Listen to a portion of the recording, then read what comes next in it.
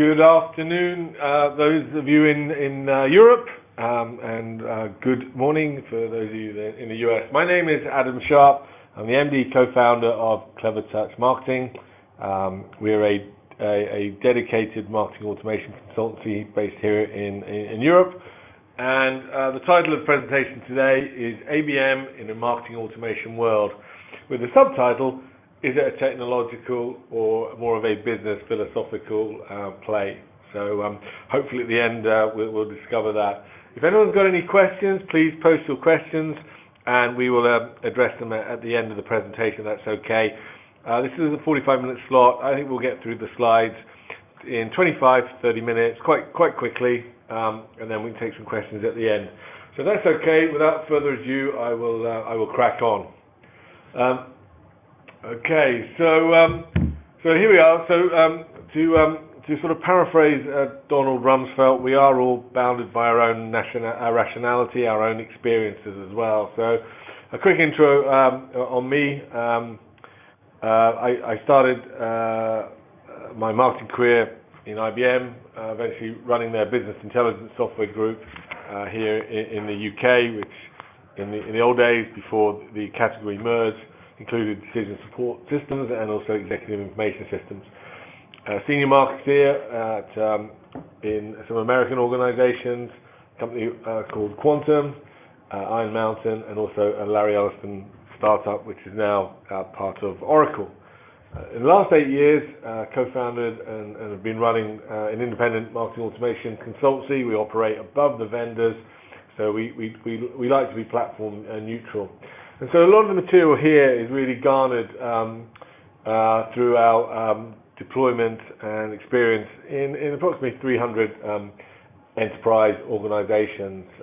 Typically, we do a lot of work in the tech sector, people like VMware, Fujitsu, Rackspace, PayPal, to the banking and to the event and publishing organizations, and a lot in the city, in the financial services, or people like London Stock Exchange and the like. Okay, so as I say, that's my background. So you would probably assume straight away that I'm going to be very pro technology and the adoption and the rapid adoption of technology. So let's just see how the presentation goes through. First off, reference from Wikipedia. What is ABM? So I stole this presentation here. ABM stands for Account-Based Marketing, often seen as key account marketing, and Wikipedia refers to this idea of markets of one. So traditionally in the marketing automation world, a lot of the material, a lot of the thinking has been focused around filling the funnel and getting net new business, net new logos. Well, the reality is that enterprises are now adopting MA as well as just the startups, and so that ability to cross-sell and to have a global view or a single perspective across an account is much more appealing these days, and that's really where it's come from. So today I'm going to try and answer 4 questions, if that's okay. First one really covers the market dynamics and why the interest in ABM. It's fair to say, whereas this year is all about AI and predictive content, last year was the year of ABM, and the investment and growth in that sector was certainly the fastest. There were some dedicated ABM agencies that just took off and went through the roof. So I'm going to talk about why the interest in ABM. Secondly, I'm going to talk about ABM in the context of either a technology solution or a business solution. Around the technology, I'm going to talk about some of the market dynamics and what the vendors are up to there, and maybe some considerations. And then finally, trying to wrap it up with some other things you might want to take on board as you start looking into ABM. Okay. So first off, why the interest in ABM? So I'm sure a lot of you will recognize this slide here. Wherever you go, everyone's talking about digital transformation. Effectively, clients are self-educating, and the internet, we know, is taking distance learning to an art form. That book on the right-hand side there, The Challenger Sale, came out and really sort of, I think, kick-started the whole interest in ABM, because these were the chaps that came out with that somewhat spurious metric that 57% of the buying cycle happens before anyone engages with you. So, and we all know that inherently and intuitively that sounds right. Now, there's been a bit of a bun fight across a lot of the consultancies to actually try and predict what is the right number, and some have said 70, some have said 80. It doesn't really matter. Certainly the Challenger Sale and the guys from CEB who wrote the book certainly had first mover advantage on it. And what's more important here actually is the model and the philosophy rather than the metrics, because you cannot obviously standardize across all businesses. But the point here is that, you know, in the old days, marketing was focused on the sort of the fluffy awareness, the thought leadership, the top of funnel stuff, and sales had to take the rest of the dialogue as soon as anyone showed any interest. And the biggest criticism of organizations that we still hear of is that they try and sell too early and try and bring in products and services too early rather than customer centric.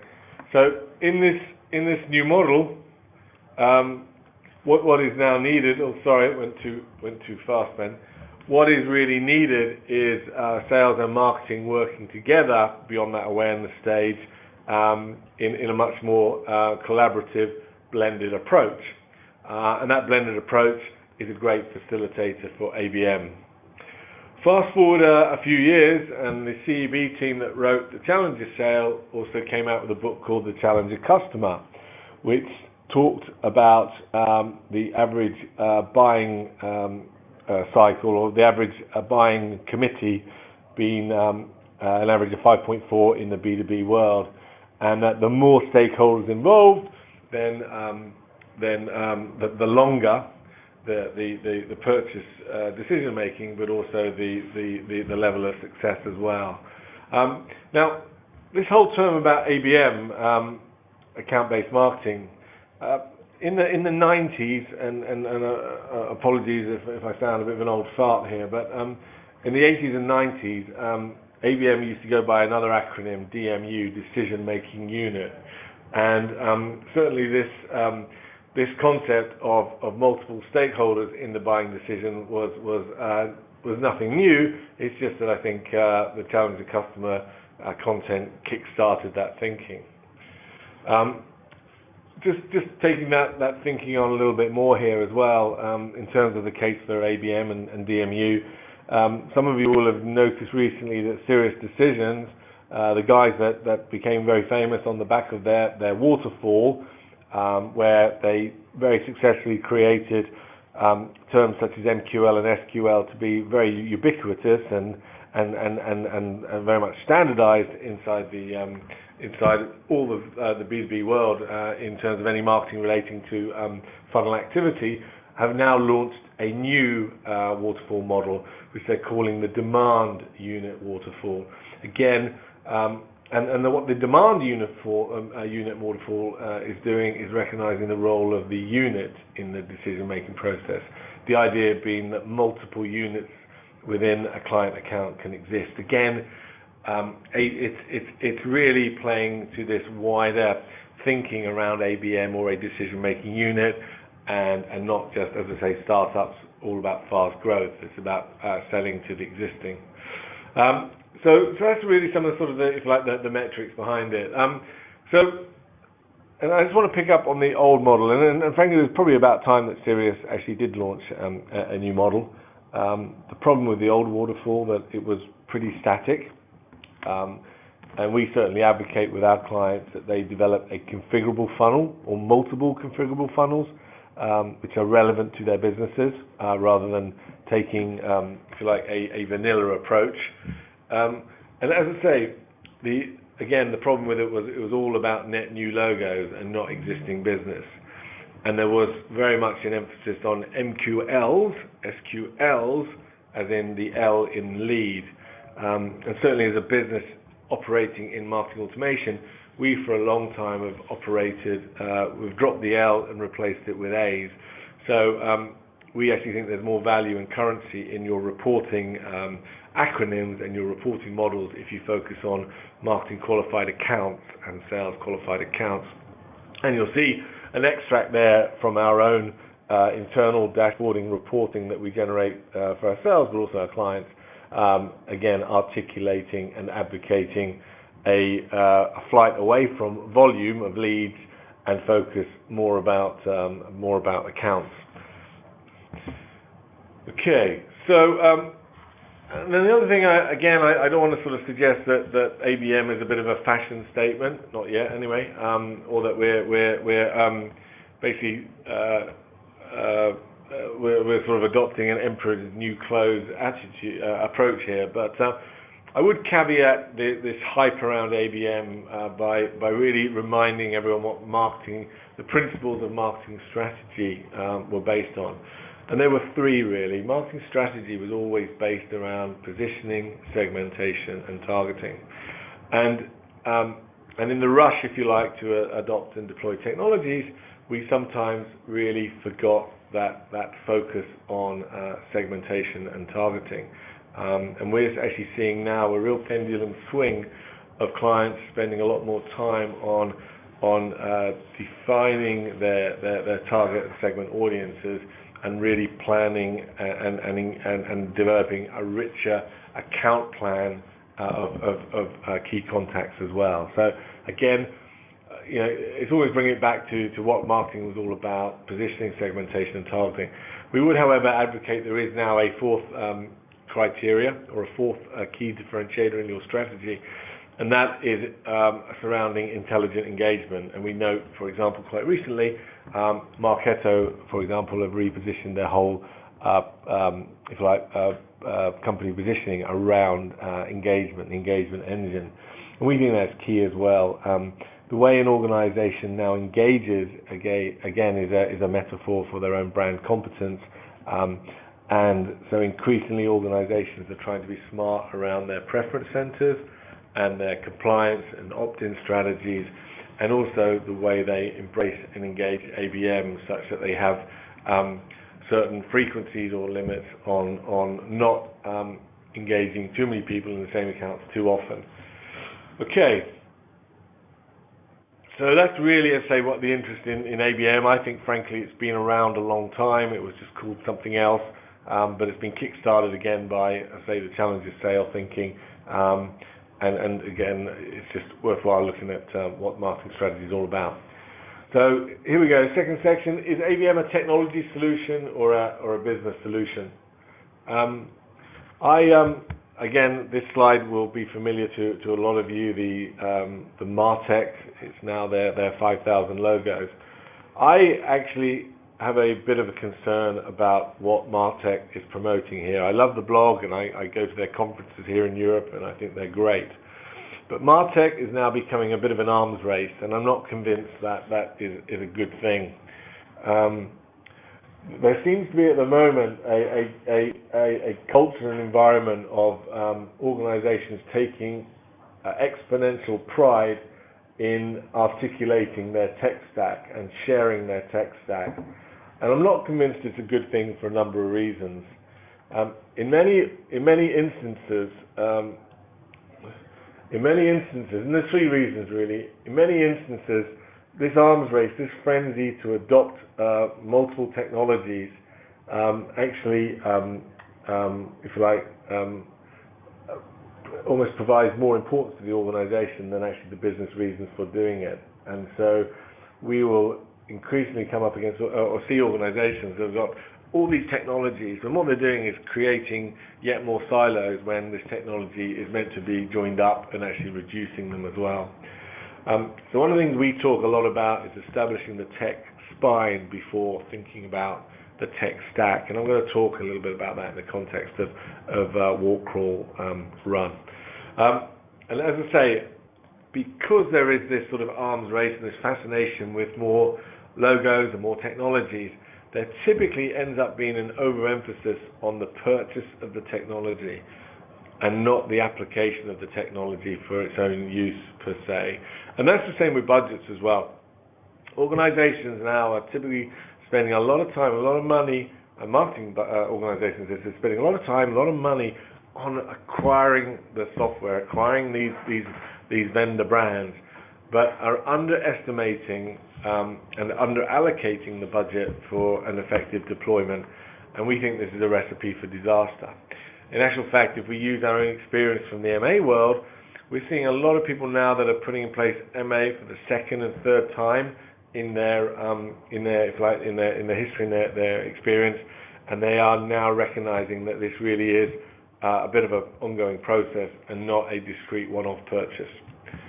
And so, I say why I've subscribed to the MartX blog, and there's a lot of good stuff there.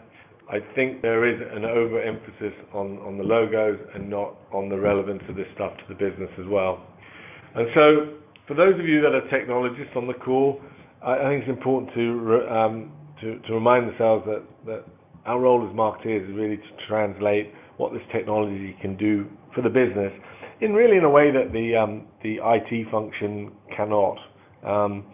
We're seeing in a lot of instances, whereas the CRM has been owned by the IT function, marketing is owning the MA, and there's certainly very different approaches and philosophies in terms of adoptions.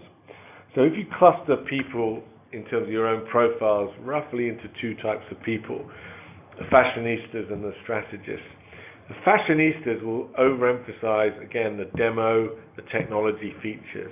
So if you feel yourself orientating towards lead scoring, the deployment ASAP of a preference center, focusing on click-throughs, open rates, really talking about some of the API and so forth.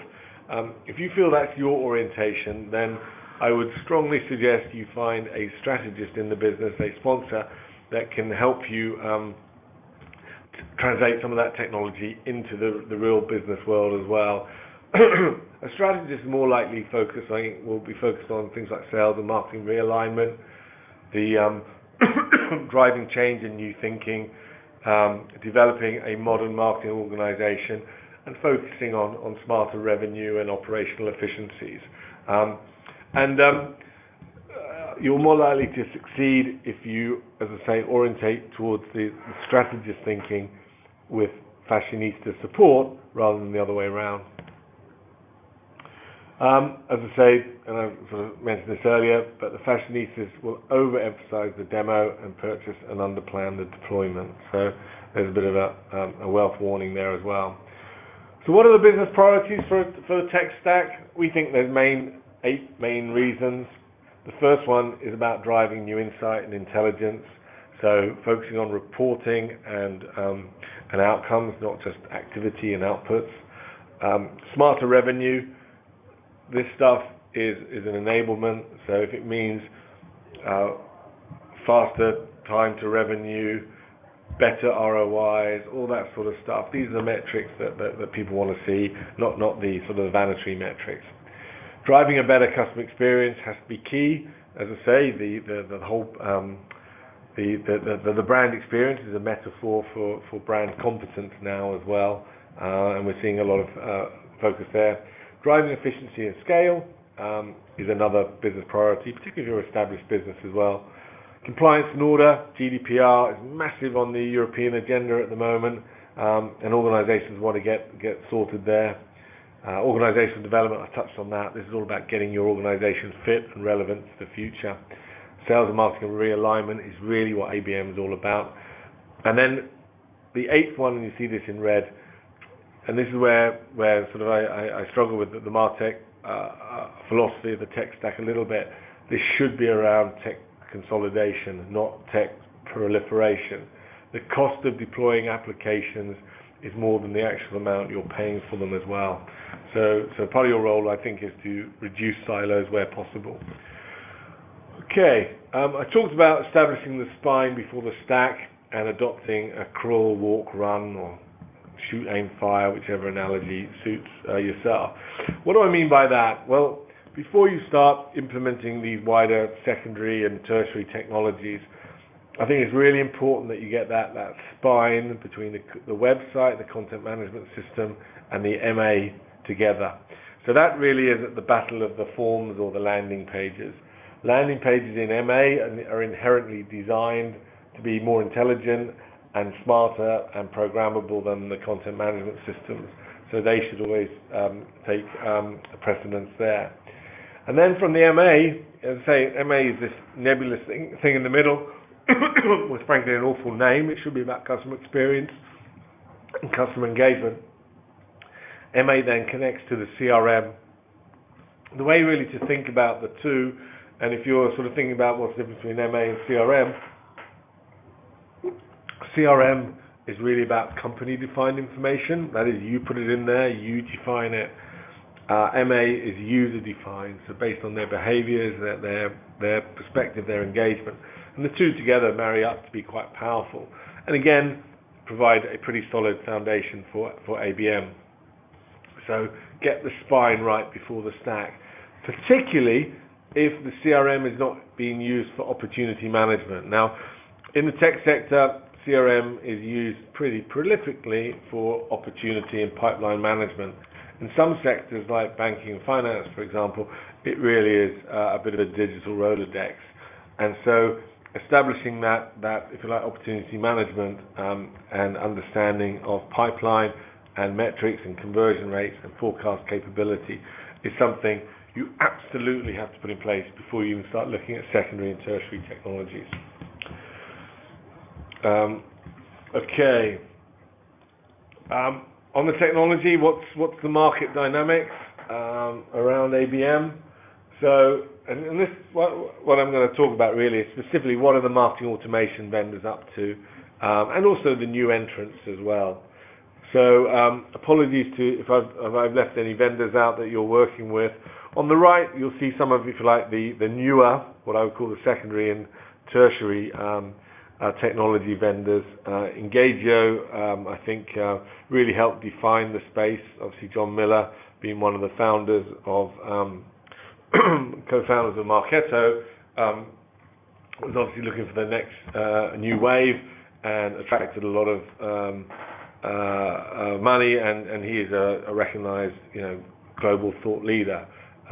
So he, more than anyone, I think, kick-started this whole ABM technology interest.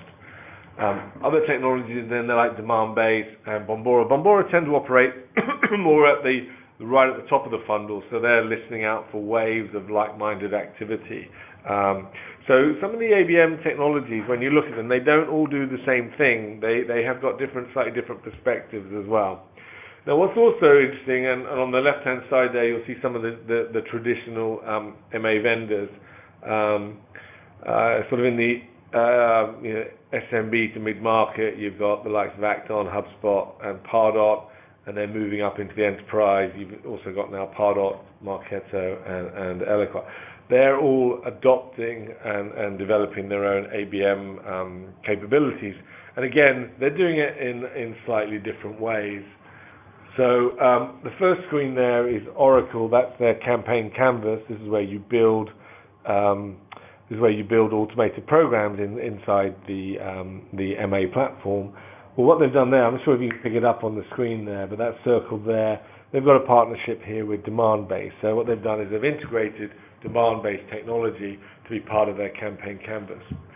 Marketo is the screenshot in the middle there. They've decided to build out their own ABM capability, and actually is one of when you log into Marketo, it is a dedicated tile along with their sales insight and their reporting and their campaign capabilities as well. So they've decided to build their own. And then this week, it's still, I think it was this week or last week that Pardot announced their Einstein-based account-based marketing. Einstein being their big Salesforce is a big play around AI and predictive as well. So again, all got slightly different perspectives and thinking on what to approaches as well.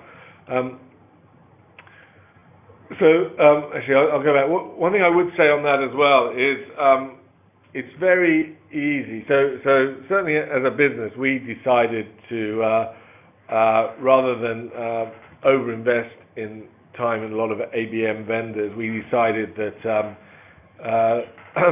we would wait until the MA providers would implement the capabilities or partner as these three are doing. And the reason we did that really was because we felt that ABM would have become a technology feature, a line item, rather than the need for a dedicated platform itself as well. The other consideration for our rationale deciding to wait till it was embedded to MA, and it goes beyond that spine thinking as well, was some of the tools can be obviously add to your costs and add yet another platform, but some of them, and I'm thinking more Engagio here as well actually, fundamentally require a different philosophical way of working as well. So the way traditionally sales and marketing work, one with their MA view and one with their CRM perspective, well, Engagio is trying to if you like, replace that with new thinking and a new way of collaboration. And for some businesses, it might be absolutely the right thing to do. But if you have got those entrenched thinking, those entrenched processes, and those entrenched technologies, then it might actually be a step too far. So don't necessarily think you have to add an ABM technology, that there is other stuff there as well. But again, it's really what's right for your business and your business priorities. Certainly the case for ABM is very strong. This is one of my favorite quotes. I think it comes from a gentleman out of the University of Texas. But certainly our ability now to capture data, certainly as marketeers, far exceeds our ability to interpret it. And with all these technologies, we're now getting into a position whereby we can capture, click-throughs, open rates, activity on the web. We start building up these profiles. But unless we can actually bring it together in a coherent plan and can really help the business, then we're sort of wasting a lot of time and effort and energy.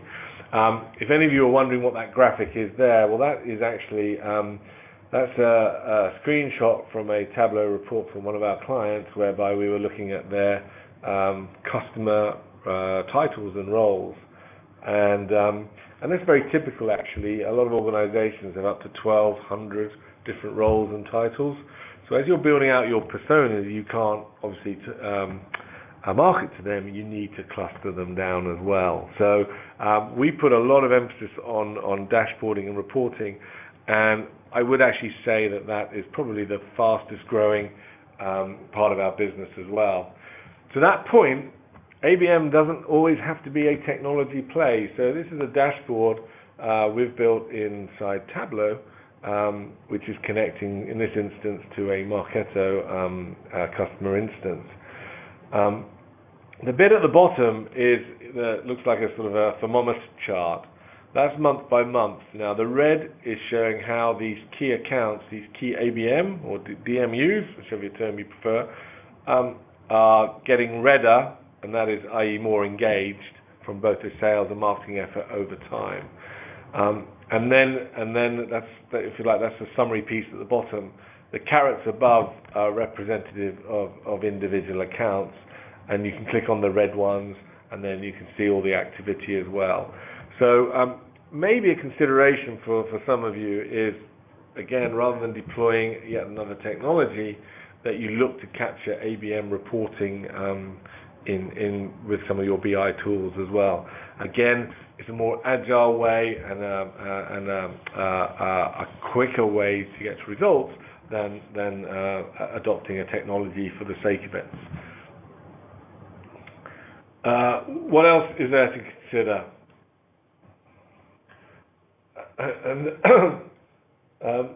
So ABM really, again, ABM is almost an approach, a philosophy, but it's really about addressing the business challenge, which is to get sales and marketing more aligned, working together in a more coherent approach. As I say, that blended approach we covered right at the start. So you always want a little bit of tension between sales and marketing. They do have slightly different language, perceptions, slightly different roles. You could argue that marketing is for a bit of air cover, but also has a slightly longer term perspective, whereas sales often is about the quarter, about the now. As I say, I think a lot of the ABM capabilities and requirements can be solved without actually implementing technology, which probably sound a bit of a heretic on the basis that our business is built around MA consulting. But I think there's lots of things you can put in place before you have to rush to yet another platform. For those of you that sort of want to looking into sales and marketing alignment and ABM planning from a softer skill perspective, you might want to have a look at this book. It came out a few years ago from a guy called Hugh McFarlane, an Australian guy, talking about the leaky funnel.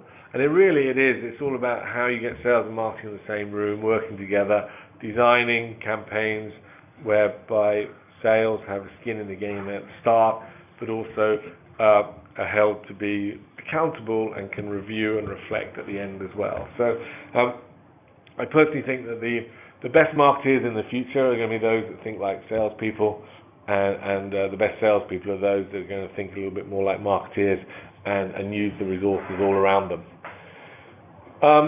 What is really clear for me, as I say, when it comes to the technology vision and strategy is, as I say, at the moment, and this is part of marketing's maturity, we're putting too much stock, too much emphasis on vendor acquisition, on technology acquisition, and not enough on the deployment. Very few organizations, first time around, it's very different second and third time around, very few are considering change management, the program management, and organizational development. And as I said earlier, this really is about better marketing and enabling the sales function rather than technology. I'll take it, if you like, I'll leave this tip with you as well.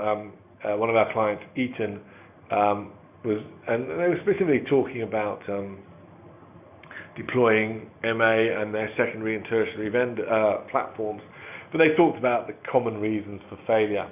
And again, this is a second generation team here, implementing technology, marketing technology, and doing it properly. They talk a lot about the reasons for failure, and again, relating back to that fashionista stuff that I talked about earlier. A lack of vision or clear plan is a major issue.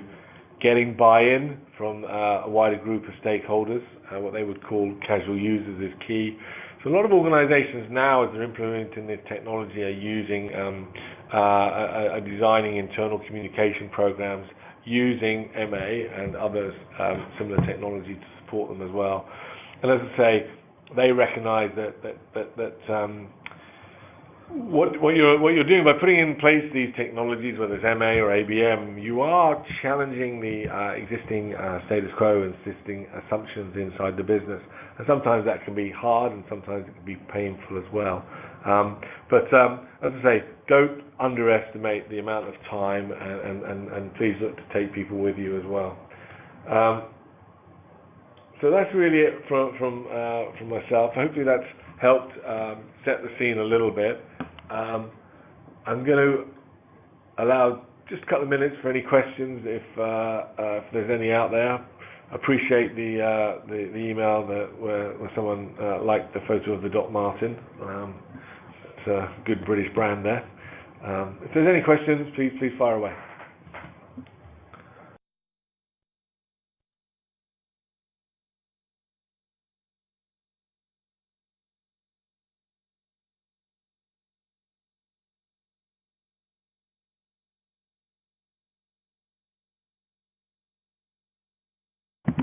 Okay. So one of the questions is, do you have any metrics in your own business to demonstrate the impact of your new strategy? Okay. Well, yes. Certainly we. I tell you how we work. We obviously use MA and CRM and a lot of this technology. And what we do is we we have the technology. We're all about delivering. We're looking for we know the monthly MQAs we need, marketing qualified accounts we need for our business, and that's well, the number doesn't matter. But what we're looking for is for those to come from 3 sources, and they come from those sources. We use the Aaron Ross predictable revenue methodology of spears, seeds, and nets. Spears are target accounts that sales and marketing are after through our ABM approach. Nets is through our marketing, and seeds is word of mouth or customers. And so we have that pre-agreed amount that each has to contribute to the business. It's unfair for marketing to be 100%. Equally, we don't expect sales to drive everything as well. And then we get together on a monthly basis. First Tuesday in every month, we have what we call our powwow, where we talk through the visibility and opportunities coming through the business as well. So we are using technology, but we're also using that softer collaboration as well. And as I say, what we're looking at is tracking MQAs and SQAs as well. So hopefully that helps. There's another question here. Question is, would we go with a dedicated ABM partner or MA vendor that's embedding ABM into their suite? I think I sort of answered that before, with the caveat that you got to look at it from your business. As I say, I think ABM is a feature, a line item on the feature list that is rapidly becoming embedded into MA. And so not only for sake of cost, but for sake of reduction in silos, I think you should be, where possible, trying to standardize and build out that coherent spine. Okay, I think that's about it. Thanks very much for all your questions. Appreciate that. Thank you. Cheerio. Bye.